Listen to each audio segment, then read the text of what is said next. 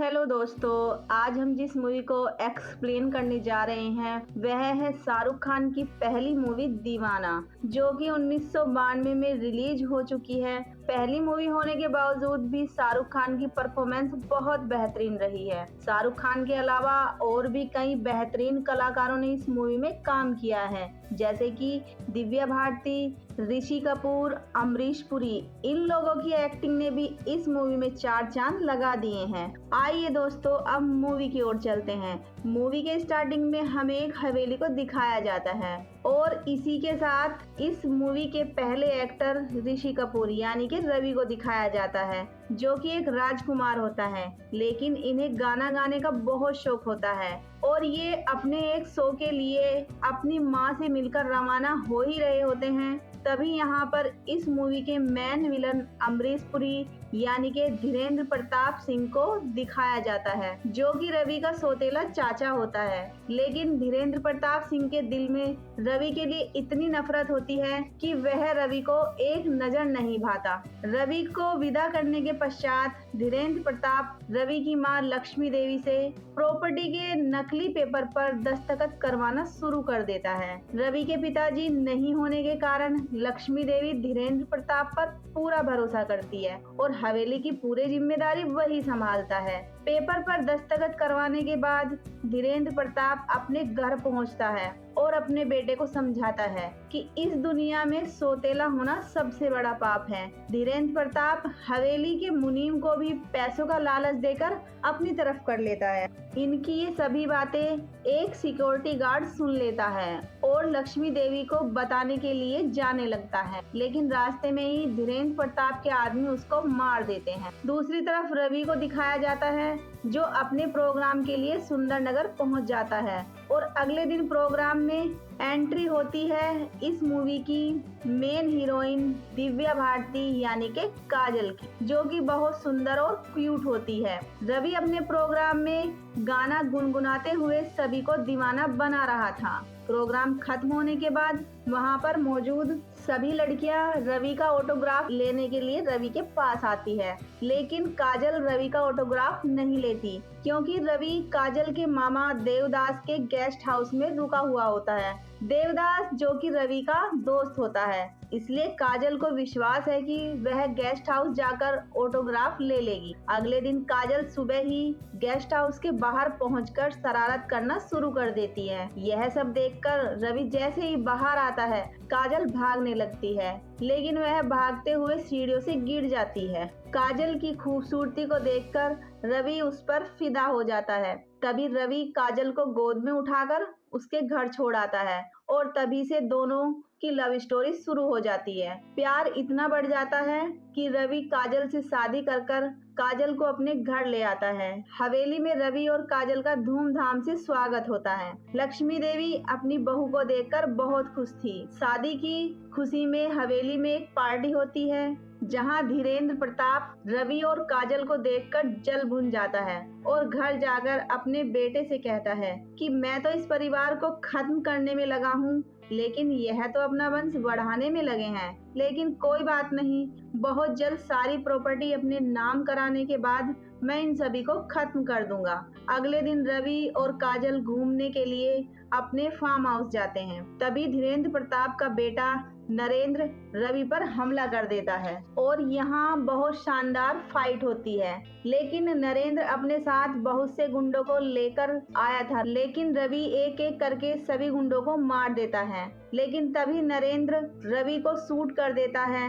रवि जख्मी हालत में ही नरेंद्र पर तलवार से वार करता है। इसी बीच रवि नीचे खाई में गिर जाता है। काजल यह सब देखकर समझ जाती है कि रवि पहले ही जख्मी था और इस खाई में गिरकर किसी का बचना नामुमकिन है, और काजल वापस घर पहुंच जाती है और लक्ष्मी देवी से बताती है कि रवि को दुश्मनों ने मार डाला। दूसरी तरफ नरेंद्र जख्मी हालत में धीरेंद्र के सामने अपना दम तोड़ देता है। धीरेंद्र गुस्से में हवेली आता है और काजल और लक्ष्मी देवी पर हमला करते हुए कहता है कि मैं अपने बेटे की लाश देखकर आ रहा हूँ, जिसका बदला मैं तुम दोनों की जान लेकर लूंगा।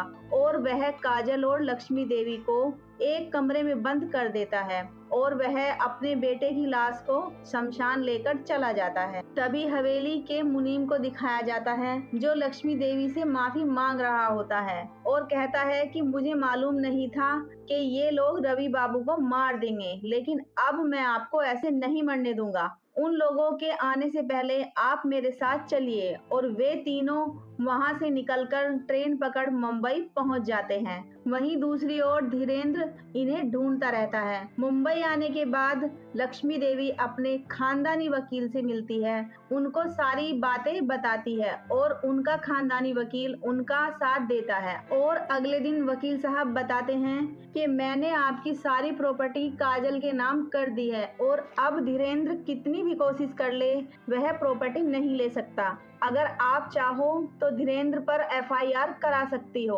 तभी लक्ष्मी देवी कहती है नहीं, ऐसा करने पर उसको हमारा पता चल जाएगा और वह अपने गुंडों से हम पर हमला करा सकता है, इसलिए हमारा चुप रहना ही ठीक है। हम पहले ही अपने बेटे को खो चुके हैं, अब उसकी पत्नी को नहीं खोना चाहते। वह मेरे बेटे की आखिरी निशानी है। अगले दिन जब काजल और लक्ष्मी देवी कोर्ट से वापस घर जा रहे होते हैं तभी एंट्री होती है इस मूवी के दूसरे एक्टर्स शाहरुख खान यानी कि राज सहाय की, जो कि मुंबई के बहुत बड़े बिजनेसमैन रमाकांत सहाय के बेटे हैं। ये बाइक से मस्ती करते हुए अपने दोस्तों के साथ आ रहे होते हैं। तभी रोड क्रॉस करते हुए राजा की बाइक से लक्ष्मी देवी का एक्सीडेंट हो जाता है। तभी काजल गुस्से में राजा को एक थप्पड़ मारते हुए कहती है तुम्हें सड़क पर चलते हुए लोग नजर नहीं आते। यहीं पर राजा काजल पर फिदा हो जाता है और उसे एक नजर देखता ही रह जाता है। इसी बीच वहां पुलिस आ जाती है और राजा को पकड़कर ले जाती है। अगले दिन हम रमाकांत सहाय को देखते हैं जो जमानत दिलाकर राजा को घर लाकर बहुत खरी खोटी सुनाते हैं। यह सुनकर राजा कहता है सुनो डैड, यह एक हादसा है जो कि आप मेरे डैड हैं, जबकि मैंने आपको कभी पसंद नहीं किया। अच्छा होता कि मैं एक गरीब घर में जन्म लेता। रोज आपके ताने तो नहीं सुनने पड़ते। मुझे आपके नाम और दौलत से बहुत नफरत है, लेकिन क्या करूं, आपसे छुटकारा मिलता नहीं। अगले दिन राजा काजल का पता लगाकर मंदिर पहुंच जाता है और फूलों का एक बुके टैक्सी में रखकर काजल को इम्प्रेस करने की कोशिश करता है, लेकिन काजल इसे इग्नोर करते हुए चली जाती है। 3 दिन बाद राजा काजल को फिर उसी मंदिर में मिलता है और कहता है अपने प्यार का इजहार करने के लिए इससे पवित्र जगह और कोई नहीं हो सकती। यह सुनकर काजल गुस्से में अपने बारे में सब कुछ बताते हुए कहती है कि आखिर तुम मेरे बारे में जानते ही क्या हो, और कहती है कि प्लीज मेरा पीछा छोड़ दीजिए और वह चली जाती है। उधर राजा अपने डैड से कहता है कि मैं एक लड़की से प्यार करता हूँ, लेकिन वह किस्मत की मारी हुई एक विधवा है, लेकिन मैं शादी उसी से करूंगा क्योंकि मैं उससे बहुत प्यार करता हूँ। और राजा यह कहकर चला जाता है। तभी रमाकांत अपने गुंडों को बुलाकर कहता है तुम इस लड़की को इस शहर से बाहर निकाल दो।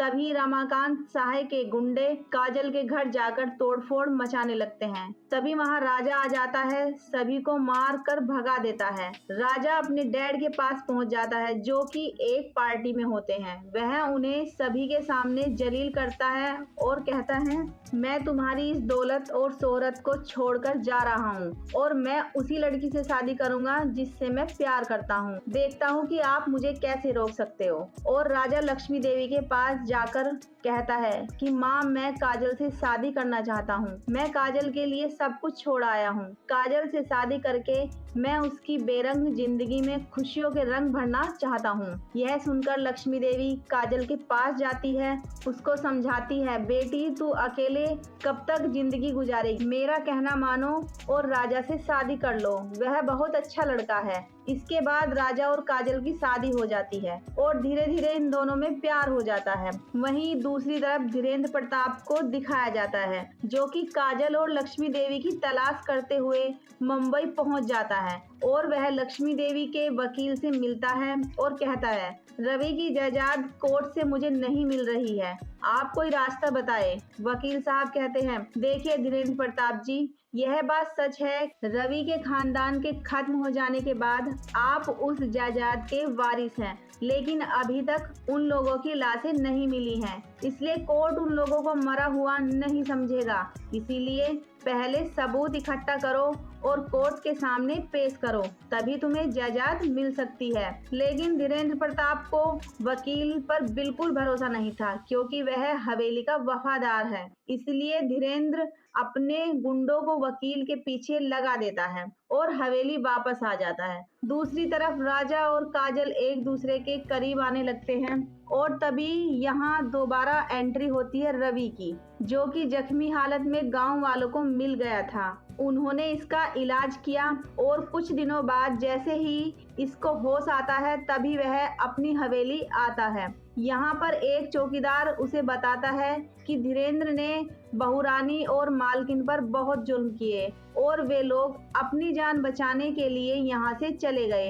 अब तो यह भी नहीं मालूम कि वे कहाँ हैं, जिंदा है भी या नहीं। वहाँ से रवि सीधा मुंबई आता है। रवि अपने खानदानी वकील से मिलने जा रहा होता है, तभी कुछ गुंडे आ जाते हैं और रवि को मारने लगते हैं और तभी वहाँ राजा पहुँच जाता है और रवि को बचा लेता है और राजा रवि को हॉस्पिटल में एडमिट करा देता है। दूसरे दिन रवि को होश आता है और राजा रवि से उसका पता पूछता है। तभी रवि कहता है, मेरा इस दुनिया में कोई नहीं है, ना कोई घर है ना कोई परिवार है, मुझे ही भगवान ने क्यों बचा दिया, मैं ठीक होते ही यहाँ से चला जाऊंगा। तभी राजा कहता है, नहीं, आप नहीं जाओगे, कल मेरी पत्नी का जन्मदिन है और घर में एक छोटी सी पार्टी है, इसलिए आप मेरे साथ हमारे घर चलोगे। रवि राजा की बात मान जाता है। इसके बाद दूसरे दिन रवि राजा को अपने साथ लेकर अपने घर जाता है। जैसे ही रवि घर पहुंचता है वह सामने अपनी माँ को देखता है। रवि यह देखकर हैरान रह जाता है।